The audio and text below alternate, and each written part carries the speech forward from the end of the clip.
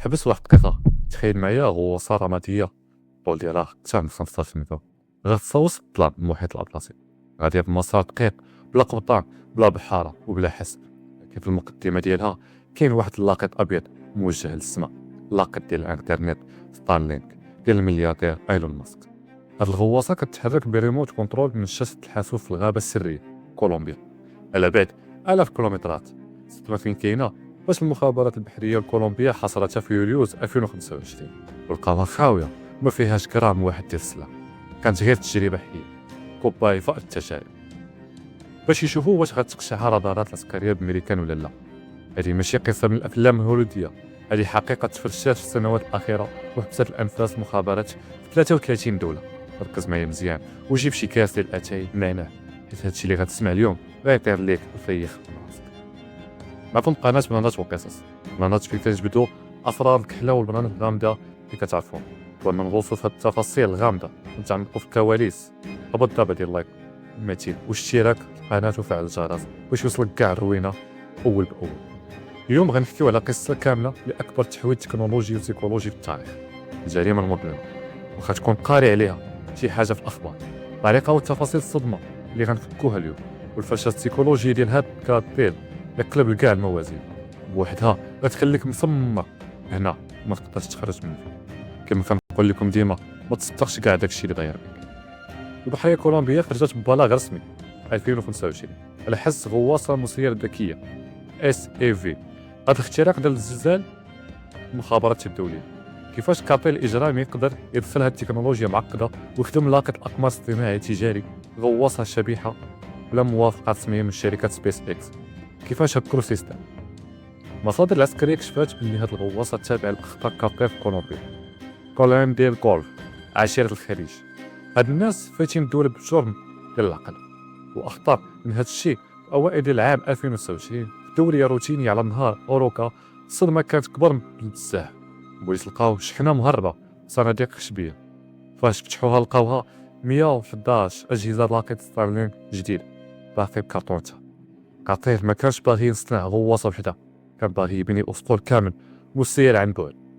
الجيش الشباحي في أعماق المحيط كيلغي الضوء عن العنصر البشري نهائيا.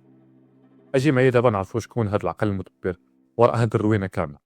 العراب ديال هاد المشروع كالان ديال غولف هو واحد الخينا اللي هويته سرية لليوم، ولكن كيوصفوه بايلون ماسك ديال العالم الإجرام.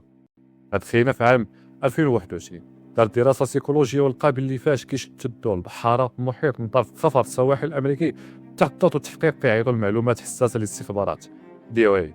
الحل السيكولوجي والخبيث ديالو نحيدو البشر. إلا ما كانش بنادم وغواصة شكون غيعترف؟ شكون غيتفرج؟ تكنولوجيا صافية. هاد العراب مشى خطف فريق كامل ديال 12 مهندس وخبير في الميكانيك كهرباء من جامعات ومدارس هندسية، داهم القلب وغابات كولومبيا في المعسكر السري محمي بالسلاح. حط قدامهم ميزانية مفتوحة وقال لهم عندكم خيارين، يا اما تصنعوا لي غواصة شبحية مسيرة ونعطي لكل واحد فيكم 100 مليون دولار يعيش بها هو وولادو وولادو، يا اما رصاصة في الراس ودابا. المهندسين تحت الضغط ديال الموت والفلوس صنعوا نظام خارق، غواصة كتمشي غاطسة بالكامل في الماء، يبان منها غير انبوب صغير ديال الهواء وكاميرا ولاقط سينية مجهزة بحساسات متطورة، وكاميرا داخلية كتقلب الحرارة المحرك، وكاميرا خارجية كتقرا الأمواج. وإلا طاح النظام الأساسي السيستم كيلقاه أمر عبر الأقمار الاصطناعية وكيخدم نظام احتياطي تلقائيا. هاد الغواصة كتهز 1.5 طن ديال السلاح وكتمشي لمسافة 800 مايل بحري، يعني أكثر من 1400 كيلومتر بلا ما يقطعها حتى رادار عسكري. وهنا بغيت نوقف معكم ونطرح عليكم هذا السؤال الأخلاقي والسيكولوجي العميق. اكتبوا دابا التعليقات وجاوبوني. لو كنت بلاصة مهندس عبقري وتخطفتي دير هادشي مقابل مليون دولار، واش كنتي غتستغل الذكاء والشر والسموم باش تنجا وتولي غني، لا غترفض وغتخلص بحياتك؟ هبطوا قولوا لي رايكم في التعليقات، حيت نهاية هاد المهندسين ديال 12 غتكون هي الصدمة كبيرة للخر ديال هاد الفيديو. غير صبر معايا شوية. المهندسين فكروا الفيزياء، ومن بعد نجاح التجربة العرب قرر يدير صفقة الاعتزال الكبرى تاريخ الجريمة في 12 يونيو 2020. وقبل ما يتفرش البلان ستارلينك علم انطلاقات الشحنة ملحمة الكبرى، أسطول مكون من 15 غواصة من نماذج كلاسيكية مطورة تفرقات في قارات العالم، شي غادي لاوروبا وشي غادي لاسيا وشي لامريكان، مجموع 15 طن ديال السلعه. العراب كان ذكي بزاف، موجود البلان جهنمي في ميريكان، مخترق ومضبط دورية الشرطه مزوره في ميامي، 12 سيارة الشرطه حقيقيه وعناصر حقيقيين واخدين رشوه.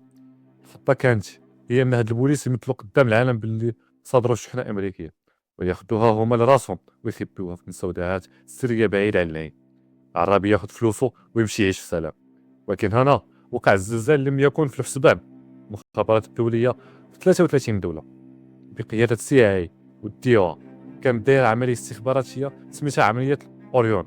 هاد العمليه جندات كاع اقمار اصطناعيه والرادارات الصوتيه في المحيط، وفجاه الغواصات اللي غاديه اوروبا واسيا تم حصار ديالها وسط الماء وطاحت خطه 50% ديال البضيعه تفشات في دقه واحده.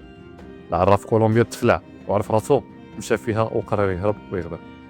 ولكن الصدمه الكبيره الغواصه اللي غاديه لامريكا نفذت بذكاء من الحصار، وصلت شواطئ ميامي وتلقاها العراب لا. الرئيس الدولي مزور في ميامي باش شاف الروينه نايضه في العالم، طمع قلب الفيلم على العراب ولا صحابه، جمع العناصر 30 اللي معاه هما السوداء وفي النزاره مظلمه وفجر كاع العناصر اللي معاه باش ما يبقاش اي شهيد، وهرب 15 طن كامله طائره عسكريه خاصه نحو هافانا كوبا. الخيانه وسط خيانه. كيفاش تفرش هاد البلان؟ الحل كان في التكنولوجيا بامتياز. باش البحريه الامريكيه وكولومبيا حجزوا الغواصات في المحيط، مهندسين جنائيين كيف كل سيستم الكتروني هارد درايفر في الغواصات. طلب اللي الرئيس الدوريه الخيان اللي في ميامي كان هو بيده اللي صيفط الاحداثيات والشفرات ديال الغواصات ديال اوروبا واسيا المخابرات. بلغ على صاحبه باش يلهي العالم كامل ويخلي ليه الطريق خاويه في ميريكان باش يطير بالمليارات الدولارات لراسو.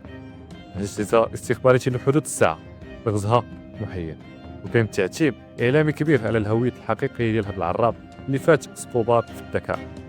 ولكن بلاتي نرجعوا للسؤال اللي طرحات الدقيقه الرابعه: شنو وقع للمهندسين العباقره ناس اللي تصنعوا هذه المعجزه؟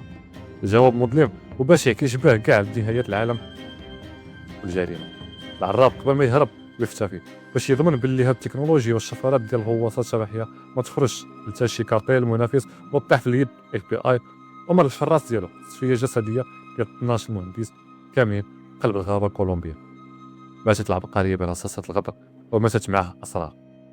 النهايه ديال هاد الملحمه التكنولوجيا والجريمه بقات معلقه وصارمه.